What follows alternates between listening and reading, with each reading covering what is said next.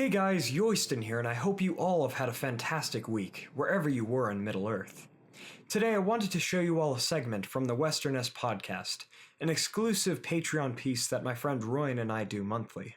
Here is the section where we talk about the news that has come out about Tolkien's works over the past month, and I hope you all enjoy it. We just finished recording this for episode 5 of the podcast, which is our September piece, so all of this information should be current. For the full episode, or to catch the other 4 previous podcasts, and news from the past few months, please consider donating to our Patreon. Just $1 a month will unlock all of the podcasts.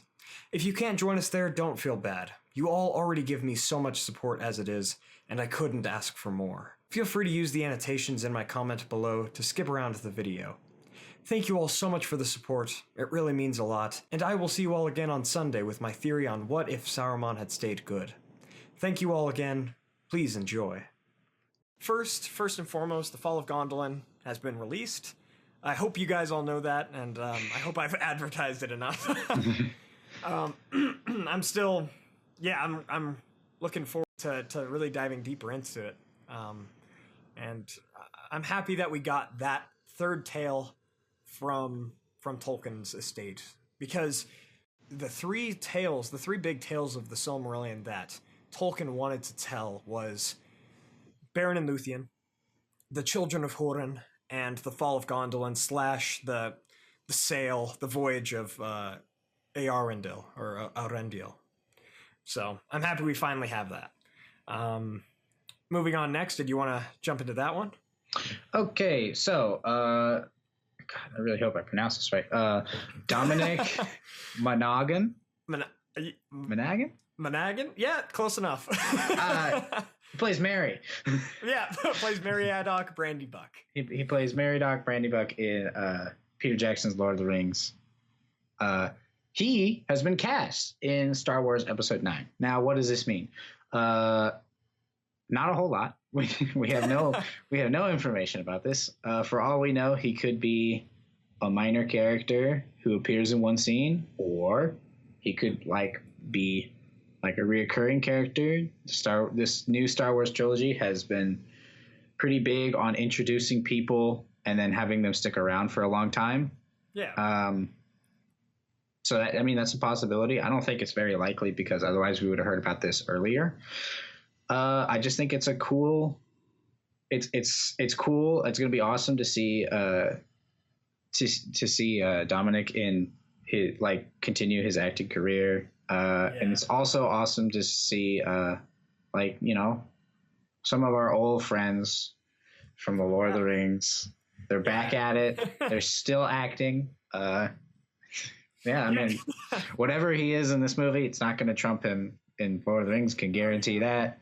But like you said, it's like old friends. It's like it's good seeing your old friends jump back into it. And it's been, oh my gosh, how many years since 2003? That was Return of the King, right? So yep, 15 years since we saw him in Return of the King. It's been a while, and obviously he's been in other things. But was it that year? Because I know Fellowship was 2001. 2001. I think there was one every year. 2002, 2003. I'm excited to see him again. I know he's been acting since, but I haven't really seen him in much. And that he's crossing over into my second favorite franchise, Star Wars. That's awesome. So. And speaking of the old actors, Orlando Bloom has been apparently having many reunions with old castmates from The Lord of the Rings. In an article that I'll link in the description, shows him and Ian McKellen and someone else. Let me pull it up here. He's just some guy. Oh, he's one of their friends. Oh no! That's oh my gosh, which dwarf did he play? He played a dwarf in The Hobbit. Really? Yeah. Oh my gosh. Oh, I know who you're on about, but I don't. Yeah, it's funny. Yeah. It's funny because so many dwarves. Let's see. He's got to be in here somewhere. So yeah. So I guess that's another reunion from The Hobbit. Ori. He played Ori the dwarf. Yeah. And then he looks a lot different without a beard or yeah, he does. Glasses. Yeah.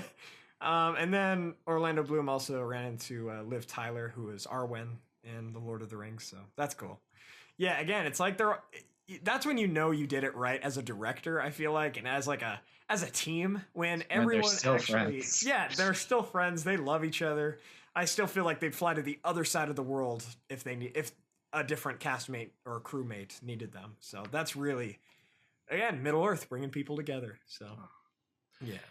Oh yeah, so this came out this month. I think George R. R. Martin has talked about this before, but recently he's talked about how Gandalf has inspired him from a child into his more current writings. This is interesting because he thought, you can't kill Gandalf, right? I love the title of this article. I'm just gonna read it. George R. R. Martin says Gandalf's death inspired his own thirst for blood. All right, back to you, Yoist. Sorry. Oh, thank you. No, you're good. Oh, that's awesome. Yeah, no, I mean that's pretty much it. He was like, "Oh, you can't kill Gandalf," and then he was like, "Well, wait a minute, I'm gonna just start doing that to my own." Well, and then he like grew up and started writing his own novels, but and then took that idea, that rage that must have boiled within him, or that sadness when Gandalf died, and applied it to his own characters. Rest in peace. A few of our friends, Robb Stark, Ned Stark, most of the Starks. Yeah, pretty much because Gandalf died. So yeah, it all started there. Yeah, pretty much. So just real quick, I wanted to give a shout out to the Lord of the Rings living card game. It was released on Steam in the last month, so go ahead and check it out. Again, I'll leave links to pretty much everything that we're talking about here in the description. And yeah, feel free to check it out. Just I always like when new Lord of the Rings games or movies or whatever comes out, because it shows that there's still a lot of invested interest within the franchise. That's awesome. So speaking of that, do you want to bring us into the next segment, Ryan? All right. So if you've been following the podcast, we talk about Lord of the Rings online frequently. If you've been just watching videos on the Men of the West YouTube channel, it's definitely been mentioned. So Standing Stone Games is the developer, or the current developer of that game. It used to be Turbine before a whole bunch of corporate change and all that. But Athlon Games is the publisher of Warframe. It's a popular game. A lot of people have played it. I really like Warframe. So it's one of the. It's a lot older. It's an older one, I would argue. Like, by older, I'm not too old, but it's not really on the scene today as much as it used to be. Yeah, but they have announced that they are developing a new MMO set in Middle Earth. Now, what does this mean? That means that if you're a fan of Lord of the Rings Online, you could be having two different reactions. You could be incredibly excited or incredibly terrified because the market, which to this day went pretty much unchallenged for Lord of the Rings Online and Standing Stone, is now it just got a big competitor. Oh yeah. However, I was actually on the Lord of the Rings Online subreddit, and I saw a post about user Nemerus 5 days ago from when we're recording this right now. The TLDR is that he sent an email to one of the Athlon employees. I don't know if it's a developer or whatever, talking about how they're excited to see development within Middle Earth from Athlon Studios. However, they do love Lotro, and they would love it so that Lotro does not go out of business simply because there's a new competitor in the field. And that person that he emailed actually sent him back a message saying, "Thank you very much. We love Lotro, and we share the appreciation," and how much that he kind of dived into a little bit about how much he loved Lord of the Rings Online's attention to detail from lore and geography and all that, and the immersive experience. And that's actually what they're looking for from their MMO. And so that they hope to coexist and share an audience. That would be so cool. And from what I can tell, they're also not doing a game that's around the time of the. We have exactly zero details about what this is, other than it's in Middle Earth. That's fair. At least I've heard speculation that it takes place before Lord of the Rings. That's really all I've heard a lot of. I think this is a huge opportunity for an influx, like we saw with the release of The Hobbit, an influx of interest into the idea of Lord of the Rings, and this will be jumping right onto the Amazon show's back. Yeah, that'd be awesome. And and I'd love it to be, I'm always an advocate for Arnor, more dwarves. And so that would be cool. Maybe it happens around the time. Just, this is complete speculation on my part. I have no idea. At least this is kind of what I'm hoping. If it does take place before The Lord of the Rings and before The Hobbit, take place maybe during the downfall of Arnor, their war against the Witch King in Angmar, the fall of Moria for the dwarves, right? I mean, these all didn't happen at the same time, but I feel like they all happened in a few hundred years. Maybe the Great Plague that Gondor and Arnor faced, and the moving of the hobbits, right? Like, there are a lot of events that took place mid Third Age. Mostly unlike, we haven't seen a lot from there, so you can go pretty wild from that perspective. Yeah, and honestly, I hope the developers kind of take some of the mechanics from Warframe. Now, Warframe, like, have you ever played it, Ryan? No. It's a very agile, like, fighting game, right? You're an alien that's like jumping on walls and stuff and taking down other aliens. Now, obviously, I hope it's not that much agile of movement. It just wouldn't work in Middle Earth. But I hope they take the fight, like the combat style and the graphics and stuff, and implement that into Middle Earth, because I'd love a Skyrim-esque combat system in a Middle Earth game. I mean, Skyrim's outdated, but Skyrim's combat system is not amazing, but I understand where you're coming from, and I share that. Yeah, so just something maybe a little bit more fast paced, a little bit more immersive in terms of combat. That'd be awesome. So, and if not, if they go the conventional MMO style, that's great too. Again, I love Lotro, so it's awesome. Speaking of Lotro. Yeah, speaking of Lotro. So I'm going to link in the description a video from another good Lord of the Rings YouTuber, a good person. He I haven't met him face to face. I've talked to him, I think, on his live streams a few times, but he's a good guy. Andang is his name, and he talks more about this Lotro Class from the developer who announced it last week, I think. So the news is that a new Lotro Class is probably being developed right now. Yeah, and he'll go and discuss that more. But yeah, ultimately, I love this idea, but here's the thing. It's like, they could do a new class, and I do hope that they do a Ranger class. I've been advocating that one for years, but I think they need to improve their other classes first.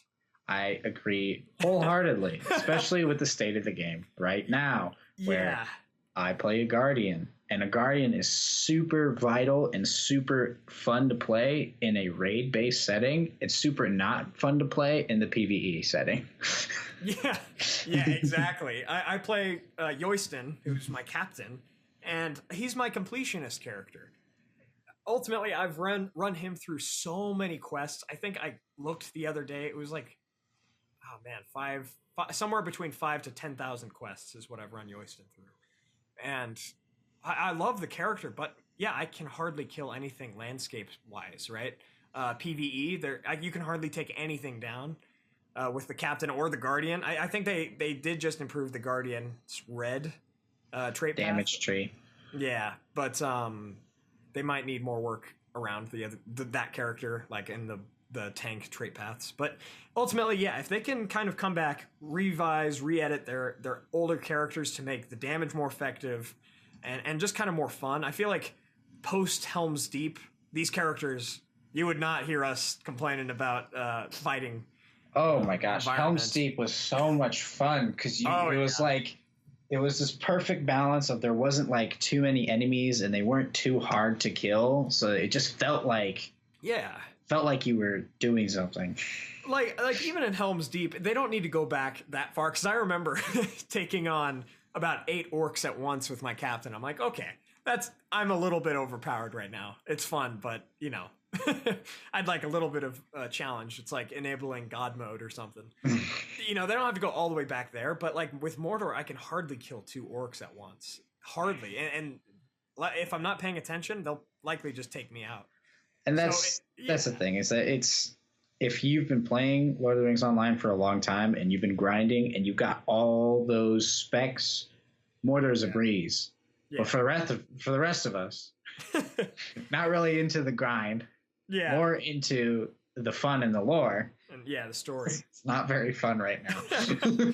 I think they got a little bit better when they actually moved out of Mordor in the last update in Erebor and the Northlands. It got a little better, but get out Mordor. That's fair. Yeah, you're still stuck in Mordor.